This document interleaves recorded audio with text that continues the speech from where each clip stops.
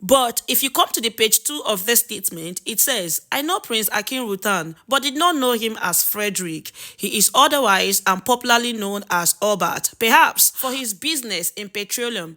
I came to know of Prince Akinrutan sometimes towards the end of last year, 2005. He was introduced to me by the office of Chief Afe Babalola San, who has been his lawyer. Hello guys and welcome back to my channel. My name is Tessie. In one of the videos that I posted yesterday, I told you guys that I have a document that was forwarded to me by a very reliable source. It turns out that those fighting so hard to protect their integrity have none to protect in the first place. So I'm going to play you guys a voice record, right? But I'm going to give you guys a background of the story before I play you guys the voice record, and maybe if time permits us in this video, I'm going to take you guys through the document, little of it, because I cannot just expose everything at once. I'm just going to give you guys a tip of it. So before we continue, I want to beg you all to please help me by liking. Please share this video so that it will get to others, because when Uncle Dele Farotimi said that Chief Afe Babalola corrupted the judiciary, he knew exactly what he was saying. And I thank God that more people are coming out to speak out, and there are evidences to back up their claims. Please ignore my voice. The weather is dealing with me. I've been trying as much as possible to get this voice clear before making this video, but I just have to now that this case is still very hot. So back to one of the most infamous financial crimes in Nigerian history. In 2003, Chief Emmanuel Nwude masterminded a fraudulent scheme that defrauded a Brazilian bank of $242 million. His conviction was hailed as a victory in the fight against white-collar crime, and the court ordered the forfeiture of several of his properties, primarily located in Lagos. But not long after, some situation took a murky turn. Among the properties connected to Nwude was a valuable asset located in Abuja, the Ruse Center. Despite no explicit court order mandating its sale, this property was sold under highly questionable circumstances. Allegation later surfaced that Afe Babalola's chamber played a pivotal role in selling of this property.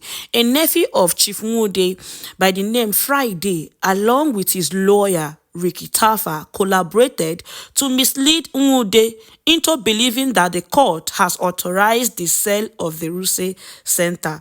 They convinced him to provide assurance that the sale would proceed without litigation. In reality, this property, as of that time valued at 3.2 billion, was sold for 2.2 billion. Even more troubling, 50 million was allegedly furnished to the buyer under the pretext of property repair. All of this was facilitated by the almighty Mr. Integrity Chamber, Chief Afe Babalola. Now, years later, during Ricky Tafa's trial, that is when the whole thing came into limelight. Listen to this voice note. Sometimes in 2003, there was allegation that some Nigerians, led by Chief Emmanuel Nwude, defrauded the Brazilian bank to the tune of $242 million. Chief Nwude was convicted, and order of court was made for forfeiture of some of his properties, mostly properties in Lagos. However, the group used the judgment of the court, purported that the property at Abuja was also affected, and sold that property. In the course of selling the property, the buyer, who is a client of Afe Babalola, noted that EFCC and all the parties cannot sell that property without Chief Nwude's input, unless from Chief Nwude.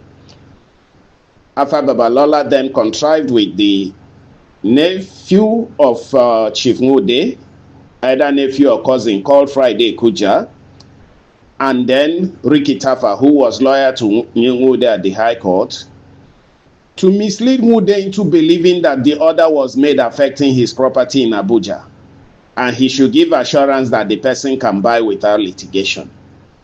This property, valued at 3.2 billion at that time, was purportedly sold for 2.25 billion, and 50 million was given to the buyer to be used to repair the house. This is unprecedented.